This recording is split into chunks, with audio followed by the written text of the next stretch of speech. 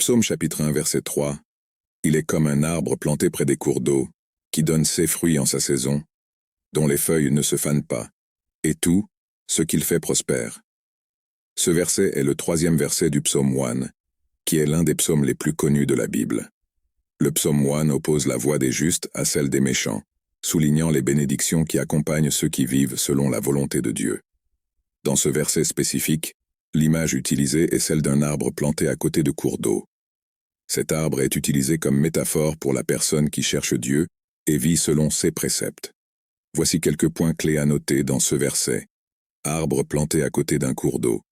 L'arbre est planté dans un endroit favorable, avec un accès constant à l'eau. Cela représente la personne qui entretient une connexion constante avec Dieu, source de vie spirituelle. Porte ses fruits en son temps. Tout comme un arbre fruitier porte des fruits de saison, le juste porte des fruits dans sa vie. Ces fruits peuvent inclure des vertus, de bonnes actions et des résultats positifs dans votre vie, dont les feuilles ne tombent pas. Les feuilles qui ne tombent pas représentent la stabilité et la durabilité de la vie des justes. Même face aux défis ou aux saisons difficiles, ils restent fidèles. Tout ce que vous faites prospérera.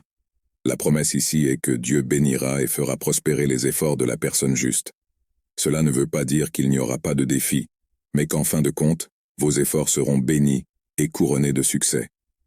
Ce verset souligne l'importance de rechercher Dieu, de vivre selon ses principes et d'avoir confiance qu'il bénira et fera prospérer la vie de ceux qui le font.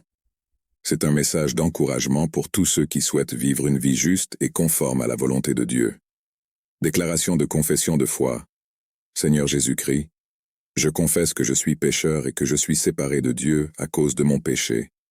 Je me repens de mes péchés, et je reconnais le Seigneur Jésus-Christ comme le seul et suffisant sauveur de ma vie, et je dirige à la vie éternelle, et écris mon nom dans le livre de vie. Amen. Acte 4, verset 12. Il n'y a de salut en aucun autre, car il n'y a sous le ciel aucun autre nom donné parmi les hommes par lequel nous devons être sauvés.